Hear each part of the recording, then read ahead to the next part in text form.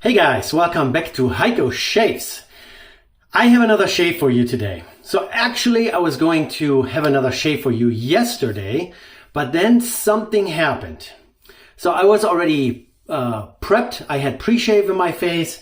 I already had talked about the soap that I was planning on using and the aftershave, the matching aftershave. Both products are from Stirling Soap Company. And then I started my lather and grabbed this is a super adjustable 109. It's a P3 code, so this is 1970s third quarter. And I was about to start shaving for you guys. And then I realized that my super adjustable 109, which is in really great shape. I mean, there is no plating loss. It's really shiny. It's in really good condition, that it's actually not straight. And you know my relationship with razors that are not aligned properly. So I had to abort this yesterday. And then I kind of investigated here a little bit. And I noticed that my close comb here on one side is bent down. So I don't know if this razor ever fell down.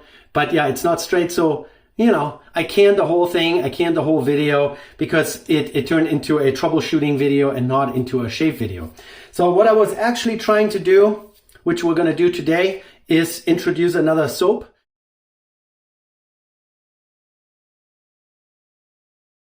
You guys remember that I ordered a bunch of samples from Stirling Soap Company, and I really agree with their business model, and I really agree on how they do sample sizes. So forgive me that there is already soap residue on the sample here.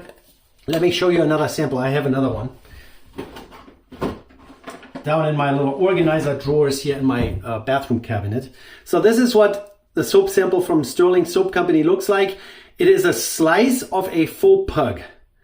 So when we compare this to a brush size here, so if you get a pug like this and you put it in a tin container like I do, you can literally lather up from this sample without jumping through any kind of hoops, without transferring samples into another container so that you can then lather up properly.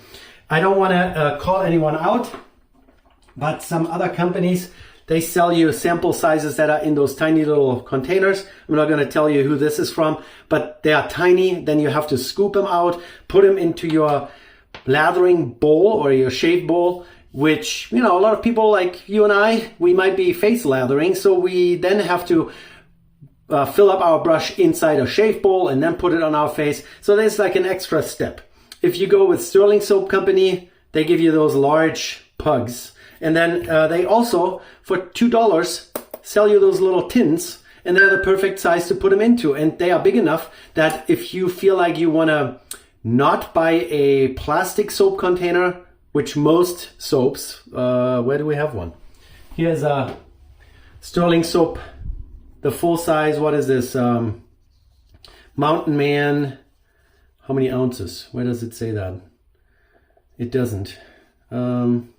I want to say 5.8 ounces of shave soap.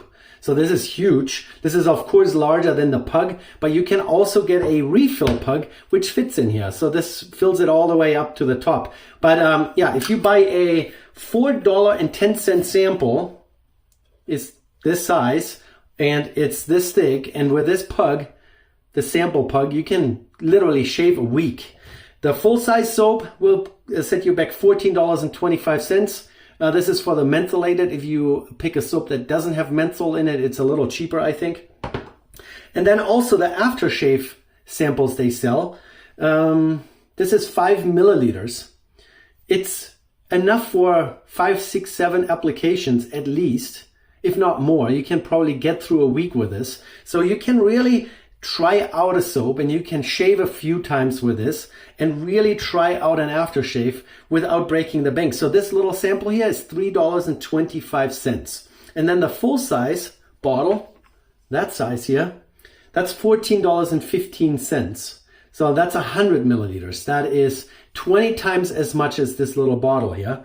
But it's really, from $3.25 to $14.15 if you do the math, that's a bargain. So for a set of full-size soap and full-size aftershave, you are spending less than $30, and that's a pretty decent price range.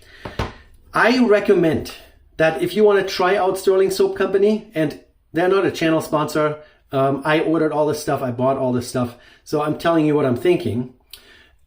Get a sample, and this is enough for a few good shaves, and you can really figure out if your skin agrees with the products. Because, you know, I hear that a lot. Oh yeah, it's artisan soap, it's all, you know, natural and only the best products, and they don't put this and that in there. But still, the composition of a soap that some soap maker makes might not agree with your skin. And the funny story is that, you know, like a commercial product like the Paraso that I always use, I can use this daily and it doesn't agitate, dry out my skin. It doesn't do anything horrific to my skin. So I can really on a daily basis lather up in the morning, shave, and my skin is perfectly happy with this. And I have come across a few artisan soaps, not this particular one here, but artisan soap plus the artisan aftershave that just doesn't agree with my skin. So take it with a grain of salt, you know, this whole artisan soap and all natural and none of the bad stuff and none of the chemicals and all those commercial products that you can buy from Amazon are just chemical soap and whatnot. Find something that works for you and then stick with it, I would say.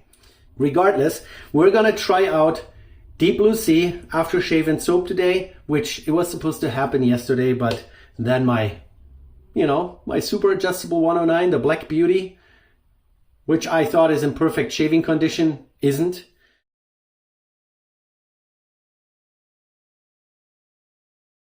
That's why we're switching to my good old friend, the Fatboy. So this is a Fatboy, you know, everyone that's into double-edged safety razors knows what a Fatboy is. Gillette adjustable razor, pretty popular. You can get them for 50, 60, 70 bucks on eBay, depending on conditions. I have a really nice one here, really nice original nickel plating. There is no plating loss. I always do a good job of cleaning them off. After I use it, dry them off, put them away and all that stuff. So instead of the Black Beauty, we're gonna use the Fatboy today. So let me prep real quick with Paraso pre-shave and I'll be right back with you guys. All right, so pre-shave is on my face. The sink and my emesis basin are filled up. My favorite homemade badger brush with a Frank shaving handle is already pre-soaked.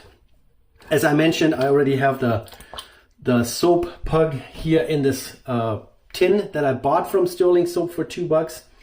Makes it really easy to store soap long-term without losing all the scent. You know, if you leave them open like this, or you just shove them somewhere, they're gonna lose their scent, their smell, their aroma. Just to give you a quick overview what this is. So Deep Blue Sea is one of their, you know, mainstays, has been around for a while. So I printed out the scent description for the Deep Blue Sea by Stirling Soap, just to read it to you real quick. This very complex scent boasts notes from woodsy to floral, vanilla, mint, earth, and citrus. A fresh, woodsy, and intoxicatingly masculine scent that's sure to please. Inspired by Bleu de Chanel. And then the ingredients: beef tallow, stearic acid, distilled water, castor oil, potassium hydroxide, vegetable glycerin, fragrance oil, almond oil, shea butter, coconut milk, lanolin, sodium hydroxide, and sodium lactate. So, cover that. I'm trying to up my production value for you guys a little bit. So I found a better camera app that has functions where I can lock down white balance and exposure. So the camera doesn't change the brightness all the time just because I'm getting closer to the lens. And we also changed the camera angle a little bit so that I'm in the middle of the picture and not off to the side, right? All right. And also, I'm adding a procedure besides having the German word of the day, which I'm not always doing. I'm sorry about that. But what we're also going to be doing is, if we do a new soap and a new aftershave, we're going to use an old razor. So old razor with new product, or a new razor like the Ultima or any of those that sit up here. Then we're going to use a tried and true product, Paraso Green or something similar, like palm olive, shave cream, stuff that I've used before that I know my skin agrees with. Okay, so we're gonna do old with new. That's procedure from now on. All right, so I have the pre-shave in my face. We're just gonna get my face wet like that. And now we're gonna get my soap that is already in the pug and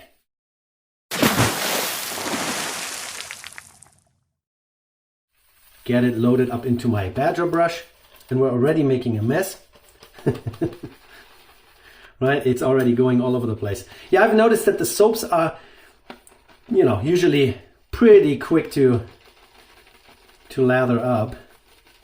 You just want to get enough of the soap into your brush here, and then we're going to transfer this over into my face, and then we're going to do the actual lathering in my face, right? Oh wow. And don't be hesitant to get more soap. If you notice that it's too thin, that it's too watered down. Wow.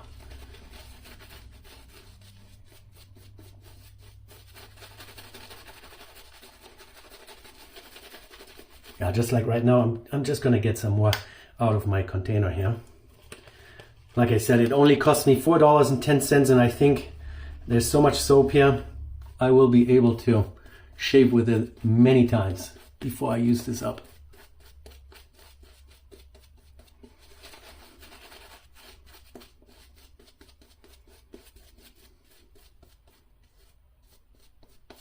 Very easy to lather up. The scent that I described here just now, or read to you guys, is really pleasing. It's very subdued. It's not really overpowering. Even though it's the mentholated version that I bought, it doesn't give me teary eyes. It has a nice little cooling effect, but that's pretty much it. So it's not really strong in scent. And I think that's the right way to go with a soap. If you want to be scented and you want to have a lasting smell on you or a lasting scent on you, then you can go with an aftershave or even with a cologne or a perfume kind of deal. All right, let's grab the Fatboy and my ready to go Wilkinson sword blade here. Easy to load, right? Butterfly. So then you tighten it to the stop, and then remember that most Gillette razors, they have a little bit more to give, so another quarter turn. We're at number 1. We're checking the alignment here, left and right. And on this one, it looks perfect. So we're gonna start with the number 1. Always recommend to work your way up, not down. Don't start at a 9 and then cut yourself, and then you regret using the razor. Start at a 1, do a couple strokes.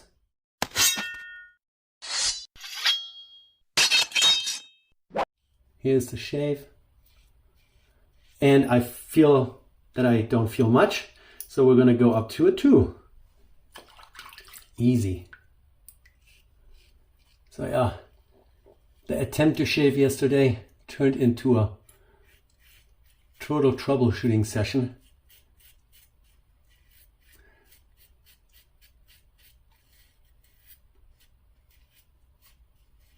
Very nice. 2 is, I can feel blade. I can feel that there's some action going on, but I think I'm going to go up a little bit more. It's kind of interesting too. Never really mentioned that, but if you, let's say we compare a modern adjustable like this Ultima here, and you turn on this adjustment knob and you go from, number 1. Oh no, where are we here? This is number 9. So we're going from number 1 to number 9. You will notice that only the comb goes down, nothing else happens. So the force that pinches the blade doesn't change, the blade arc doesn't change, only the closed comb or open comb goes down. On the vintage Gillette here, what happens, so you first of all, you have to take the tension of the blade to adjust them. But if you go from 1 to 9, for example, what it does is actually changes the blade tension. And the closed comb here doesn't move up or down at all. What it does, it pushes the blade further up into the dome of the butterfly, and therefore changes the arcing of the tension of the blade, and that changes the aggression. So yeah, we're at number 1. I wish I could show you, but it doesn't let me change the adjustments while so now we're at 9. So now you can see how far the blade is pushed up into the butterfly and how large of a blade gap that creates. And then we go to, I was at a number 3, very little blade gap, less arch in the blade, less curvature. So it's a completely different method of adjusting blade gap and aggression of this razor. Yeah, number 3 is pretty nice. Kind of the middle of the road, not too aggressive, not too mild, and efficient so that you can actually get the stubbles off the face. You know, it doesn't help if you have a super mild adjustable razor and then after 3 passes you're still not smooth.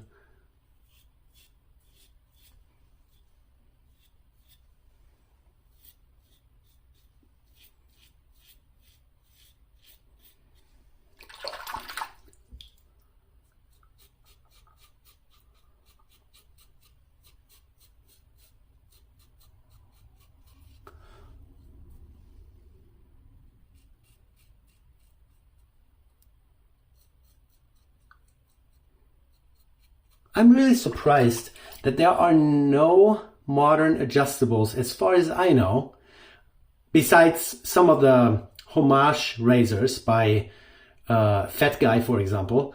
There are no other modern adjustables like the Ultima, the Flexis, the Rex Ambassadors, the Tiger Homelink, or is it Homelink? Anyways, that nobody uses this type of adjustment anymore. It's kind of beyond my comprehension because they really got it right. If you set this thing to a number 1, you have a mild razor. And if you set this thing to number 9, you have an aggressive beast.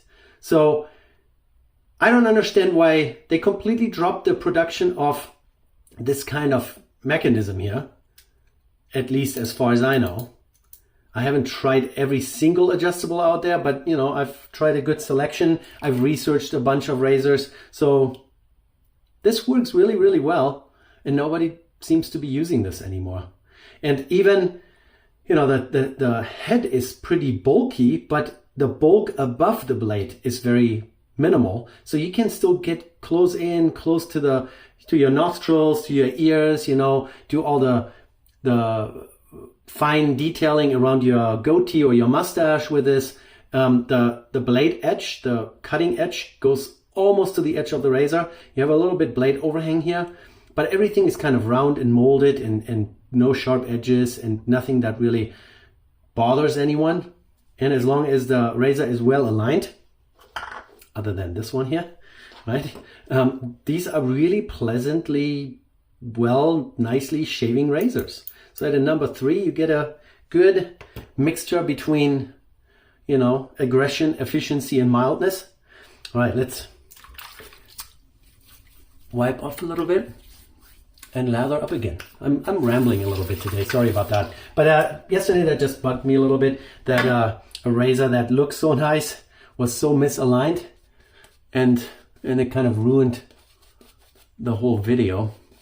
And yeah, you know, I just wanted to share with you guys all the stuff that I'm trying to do, trying to improve production quality, video quality, and also provide a little bit more information for you guys. So I'm not running into these videos completely unprepared and just do a shave, but rather, you know, give you a little bit more information about Stirling Soap Company or whatever future products we're going to be trying out here. Yeah, I feel like I want to get some more soap again. It's a little on the thin side here. What I have also noticed is that some commercial products like, you know, Arco or the Palm Olive products or Praso, they're really easy to lather. And you don't have to be like perfectly at the right point of hydration. So, you know, if you have a little bit too much water or a little bit too little water, it doesn't matter, it still kind of works. Whereas with some of the artisan products, that you just get the lather hydration just right, or they just don't work really well. So, you know, if you find something that that works for you and you like the scent, just stick with it.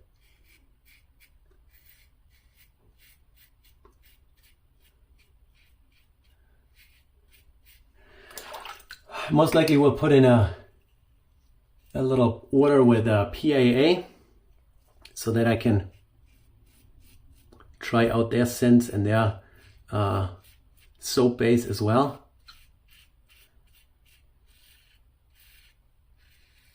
Unfortunately, they also do the smaller sample size, and the aftershave samples are like really tiny. But I think it's going to be enough to kind of form my opinion. Yeah, not all the soaps, not all the scents that they have are available in sample size, so that's kind of a bummer. The one I really want to try out, which is Awesome Sauce, I probably have to commit to the full size, which is, you know, a little on the pricey side. Don't get me wrong, you get a lot of product. I'm not saying this is overpriced for what you're getting, but what if the soap doesn't agree with your skin, or you end up not liking it, and then you have this huge tub of soap and this huge bottle of aftershave, and then you end up not using it up. So that's kind of the bummer. I see a lot of guys that buy huge amounts of different soaps, and then they all end up on those buy, sell, trade pages. Of course, they do a better job than I do. So they go into those soap containers only with a spoon. They scoop out a little bit, go into their little scuttle or their shaving bowl. But yeah, you have those soaps sitting around, and then maybe you never use them up. So it's kind of a waste of money and material. So yeah, anyways. Yeah, the Fatboy is doing a good job. The soap is so far not irritating anything. It's not giving me any burning sensation. I like the mild scenting of the soap. So these soaps are beef tallow based. If you have a problem with that, there are so many vegan option soaps out there. Some people also have claimed that their skin doesn't agree with beef tallow, so they go with vegetable oils and vegan options, which, you know, that's perfectly fine. You gotta try out what you gotta try out to find what you like, and then you do you, you know. I like to, you know, try as many things as I can, get an idea what's out there. All right, now we're gonna do a third pass. Now we could go down in aggression here. We're at a 3. Let's do that. Why don't we go to a 2 for the final across the grain, and let's see if our Fatboy does a good job. Yeah, you can hear there's still some action going on. Very good.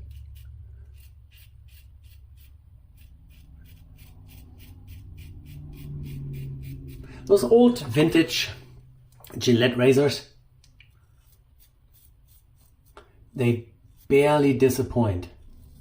Unless you have one in your collection that looks perfect, but it's not aligned properly. So I'm kind of debating whether or not I should straighten this thing out myself. You know, you guys know that I like to tinker. Or if I should send it out to Razor Emporium and test their, you know, services. I mean, they do that for a living. And I think a tune-up for a vintage Gillette is like 35 bucks or something like this. So maybe it's worth it.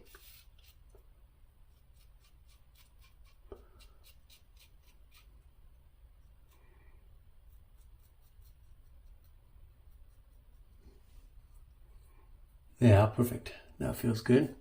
There's nothing left. And now we're going to do my neck here against the grain.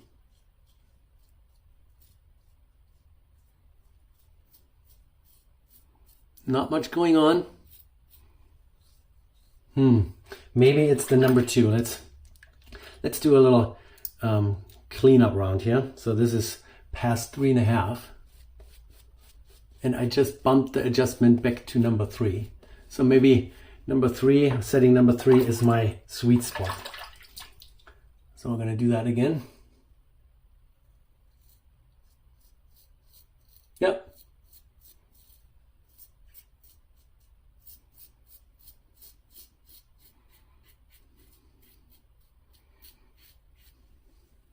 Very good.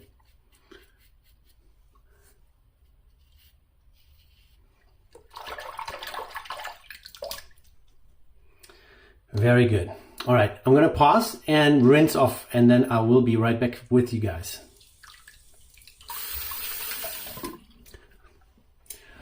All right, guys, so all rinsed off. I don't think we need to do any alum treatment here. I try to limit my alum consumption to when I really have some weepers, some bleeding going on, because I don't want to put more aluminum on my skin than necessary. You guys can form your own opinion about it. Just be, just be informed about what you do. Aluminum in your bloodstream is not good. How much aluminum actually makes it through your skin is a question, but if you have something bleeding in your face and then you rub an alum block on your face, there might be a little bit more transfer going on than in other cases. But here in this case, beautiful, clean, smooth.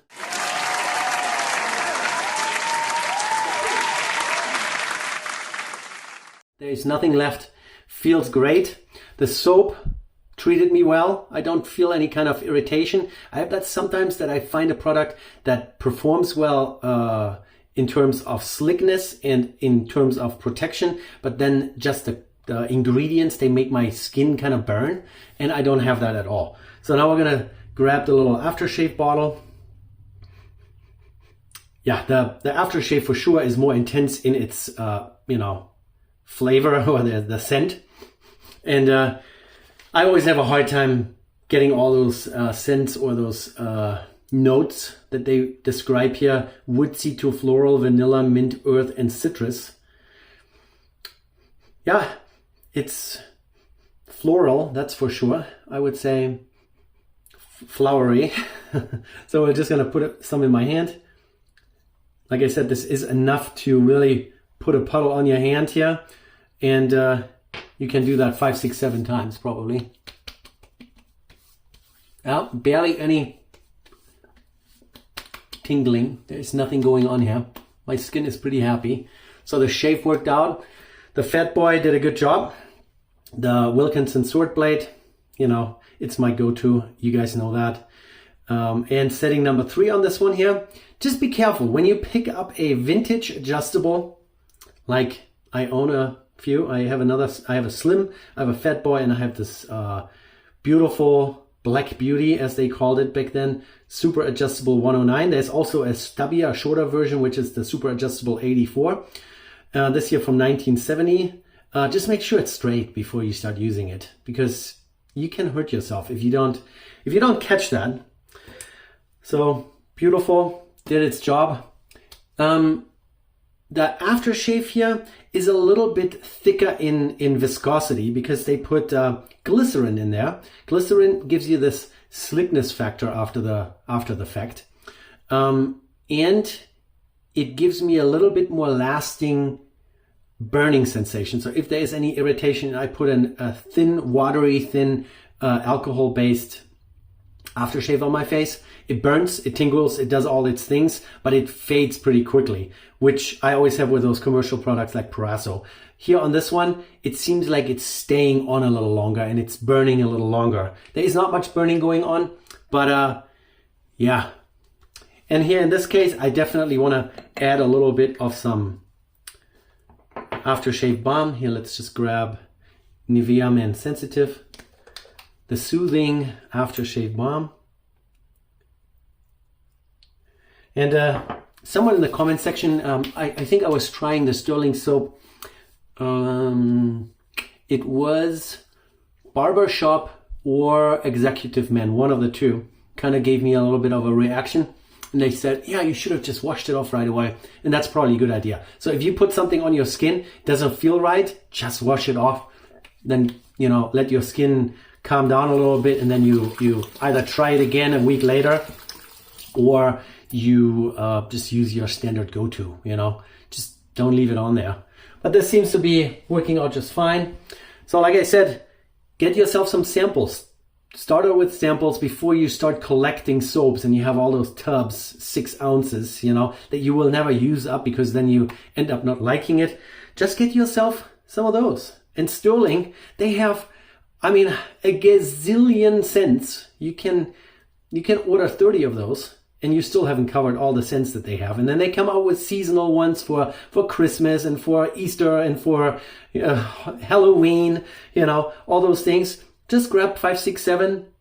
It's like, you know, like I said, $4 a piece. And then you really have a way of dialing it down, finding the scent that you like. And once you really identify one that you love, then you order the big size.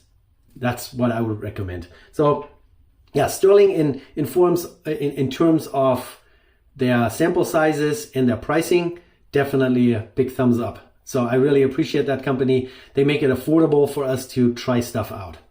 And all right, you guys hanging out with me, still rambling. This is probably the longest shave video I've ever made.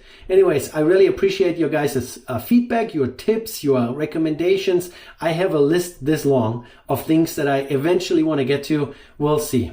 So don't hold it against me if I don't follow your recommendation right away. But there are going to be more and more new things coming and different brands that we're going to be trying out and different razors that we're going to come across. All right, so hang in there with me. Subscribe to the channel if you have not already done so and give me a thumbs up. It doesn't cost you anything and helps my channel. Alrighty guys, see you in the next one. Bye.